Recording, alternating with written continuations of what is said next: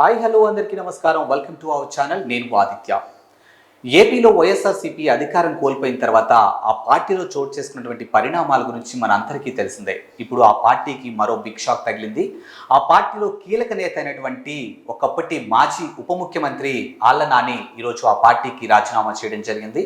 So మరి ఆ పార్టీలో ఏ విధమైనటువంటి పరిణామాలు చోటు చేసుకోబోతున్నాయి ఇంకా ఫ్యూచర్లో, అండ్ ఆ పార్టీ యొక్క పరిస్థితి ఏ విధంగా ఉండబోతుంది, అసలు జగన్మోహన్ రెడ్డి యొక్క రాజకీయ భవిష్యత్తు ఏ విధంగా ఉండబోతుందో తెలుసుకునే ప్రయత్నం చేద్దాం. సో ప్రస్తుతానికి మనతో పాటు స్టూడియోలో ఉన్నారు ప్రముఖ సీనియర్ పొలిటికల్ అనలిస్ట్ ప్రసాద్ గారు. సో సార్ అడిగి తెలుసుకుందాం. సార్ నమస్కారం. సార్ నమస్తే అండి. సార్, ఏపీలో వైఎస్ఆర్సీపీ అధికారం కోల్పోయిన తర్వాత అక్కడ జరుగుతున్నటువంటి ప్రతి అంశం కూడా మనం అందరం చూస్తూనే ఉన్నాం. సో ఇప్పుడు చూసుకున్నట్టయితే ఒకప్పుడు పిఠాపురం పిన్నెం దొరబాబు కూడా రాజీనామా చేయడం జరిగింది. ఇప్పుడు చూసుకున్నట్టయితే ఆళ్ల నాని కూడా నేరుగా ఆ పార్టీ అధినేత జగన్మోహన్ రెడ్డి గారికి లేఖ పంపించడం జరిగింది రాజీనామా చేస్తున్నట్టు. మరి అసలు వైఎస్ఆర్సీపీ పరిస్థితి ఏ విధంగా ఉండబోతుంది అసలు అక్కడ? ఇప్పుడు మీరు చెప్పినట్టుగానే ఈ ఒంటెద్దు పోకడే కారణం అండి. సో ప్రధానంగా తీసుకుంటే ఎవరైతే సకల శాఖ మంత్రిగా పేరొందిన సజ్జల రామకృష్ణారెడ్డి యొక్క నిరంకుశత ధోరణి, అతని యొక్క వన్ మ్యాన్ షోవే పార్టీ యొక్క ఈ యొక్క అధోగతి కారణం అన్నది ప్రతి ఒక్కరికి తెలుసు. ఈవెన్ సజ్జల భార్గవ సోషల్ మీడియాలో చేసిన ఆ యొక్క దురాఘాతాలు కానీ, మానహరణ కానీ, అతను చేసిన ఇదంతా కూడా వీళ్ళ తండ్రి కొడుకులదే మెయిన్ ప్రధానం అనేది తెలుసు. సో వీళ్ళిద్దరూ కూడా అసలు అధినాయకుడి దగ్గర ఏదైనా చెప్పుకోవడానికి కానీ, ఈవెన్ కార్యకర్తలకు కానీ, నాయకులకు కానీ, సీనియర్ నాయకులు కానీ, ఎమ్మెల్యేలు, ఎంపీలు, మినిస్టర్లు ఎవరికి కూడా మీరు ఛాన్స్ ఇచ్చేవాళ్ళు కాదు వీళ్ళు. సో ప్రతిదీ కూడా సజ్జల దగ్గరే చెప్పాలి. సజ్జలు అసలు దీన్ని లోపల క్యారీ ఫార్వర్డ్ చేస్తున్నాడా, లేకపోతే అక్కడ వేరే చదువుతున్నాడు అన్నది ఎవరికి తెలియదు. సో ఆ విధంగానే పుట్ట మునిగిపోయిందని. సో లాస్ట్ టైం కూడా మీరు చూస్తే వాళ్ళ సాక్షిలో పెద్ద పెద్ద అక్షరాలతోటి ప్రజా దర్బారు పెట్టారని, జగన్మోహన్ రెడ్డి గారు అందరినీ కలుస్తున్నారని చెప్తే పెద్ద ఎత్తున కార్యకర్తలు రావడంతో ఆ కార్యకర్తల విధంగా ఏ విధంగా వీళ్ళు బిహేవ్ చేశారో మనం చూసాం.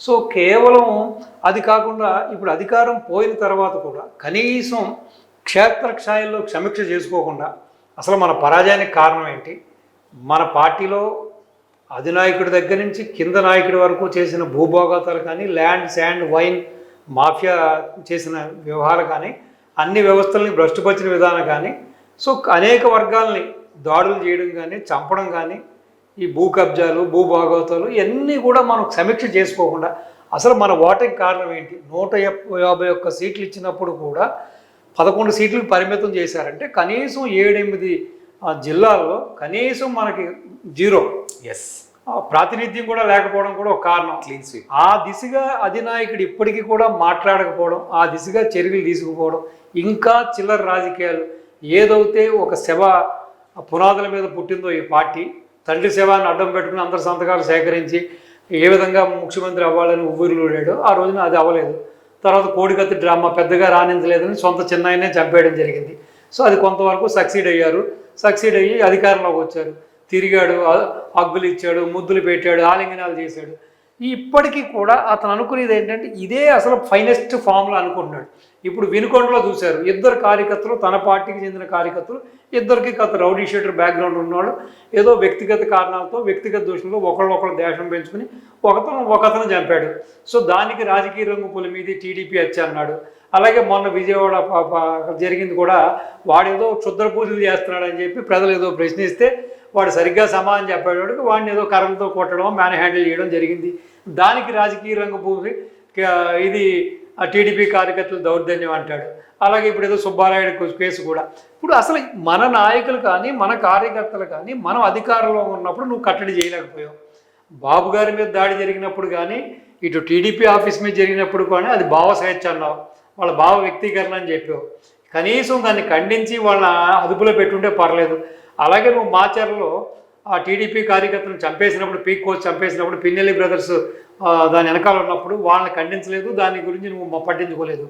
సో ఈ విధమైన రకరకాల కారణాలతోటి ఈ యొక్క చిల్లర వ్యవహారం చేస్తూ ఎక్కడైనా సరే ఏదో వేరే కారణంతో ఒక అక్రమ సంబంధం పెట్టుకుని ఒక వ్యక్తిని కొట్టినా లేదా చంపినా, లేకపోతే అంతకుముందు ఎవరినైనా హింసించి బాధించిన వ్యక్తుల్ని ఇప్పుడు ఉన్న వాళ్ళు ఏదైనా వాళ్ళ మీద ఏదైనా చేయి చేసుకున్నా దానికి రాజకీయ రంగు పూసి తగుదునామా అని చెప్పి నువ్వు ఈ చిల్లర రాజకీయం చేయడం, దీంతో బహుశా విసిగి వేసారిన ఈ నాయకులందరూ కూడా, ఒకప్పుడు వెన్నుదన్నుగా ఉన్న వాళ్ళందరూ కూడా ఈ విధంగా ఇంక వీడు మారడు, ఈ పార్టీలో ఉంటే మనకు మనుగడ లేదు, ఇంక ఇది మునిగిపోయిన నావ లాంటిది, ఇది దీన్ని ఎవడో రెస్క్యూ చేయలేడు కాబట్టి కనీసం ఏదైనా ఒక మంచి భావస్వారూప్యత ఉన్న పార్టీయో లేకపోతే కాస్త మనకి స్కోప్ ఉన్న పార్టీయో కాస్త కోస్త విజ్ఞత ఉన్న నాయకుల దగ్గరికి వెళ్తాం మంచిది.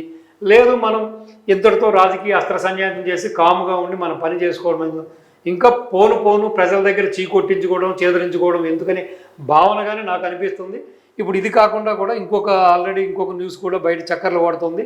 ప్రకాశం జిల్లాకు చెందిన ఆమంచి కృష్ణమోహన్ కానీ ఇటు కర్ణం బలరాం గారు కూడా టీడీపీ వైపు మొగ్గు చూపుతున్నారని, పార్టీ అధినేత అయిన చంద్రబాబు నాయుడు గారి యొక్క అనుమతి కోసం వాళ్ళు కూడా వేచి చూస్తున్నారని కూడా ఊహాగానాలు కొంత స్పెక్యులేషన్ కూడా జరుగుతుంది.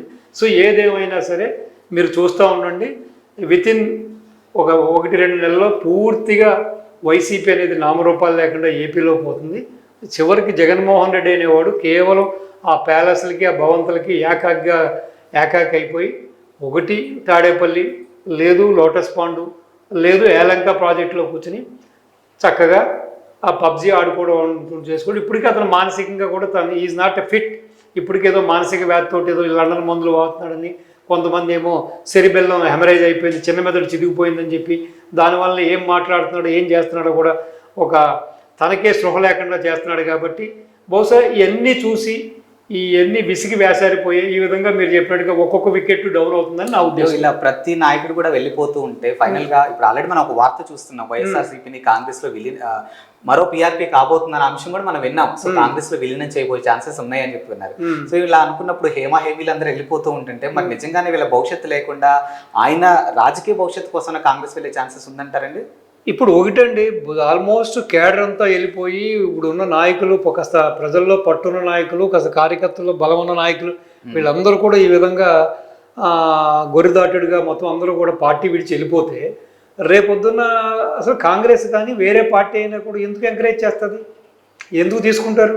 ఇప్పుడు నాయకులు లేని పార్టీనో లేకపోతే కార్యకర్తలు లేని పార్టీనో బలం లేని పార్టీని ఎవరో తీసుకోవడానికి ఉంటుంది. అది కాకుండా పూర్తిగా ఇతను అవినీతిలో కూరుకుపోయిన నాయకుడు, ఎన్నో అవినీతి ఆరోపణలు ఉన్నాయి. ఇప్పుడు రాష్ట్రాన్ని ఏ విధంగా అధోగతి చేశాడో చూసాం.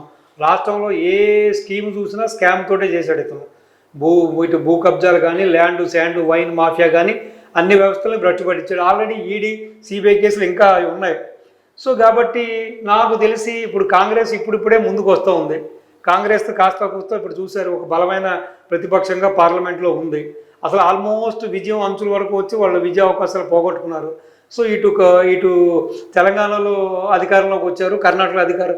ఇటువంటి పరిస్థితుల్లో ఇటువంటి వ్యక్తిత్వం ఉన్న వ్యక్తిని, ఇన్ని ఆరోపణలు ఉన్న వ్యక్తిని, ఇన్ని కేసులు ఉన్న వ్యక్తిని పార్టీలో తీసుకుని వస్తున్న ఆదరణని లేకపోతే ఆల్రెడీ ప్రజల్లో ఉన్న సానుభూతిని మళ్ళీ పోగొట్టుకునే దుస్సాహసం చేస్తారని నేను అనుకోవట్లేదు. సో కాబట్టి మనం చూద్దాం, కాలమే దీనికి సమాధానం చెబుతుంది. ఏదేమైనా సరే ఇది జగన్మోహన్ రెడ్డి గడ్డు కాలమే అని చెప్పాలి మనం.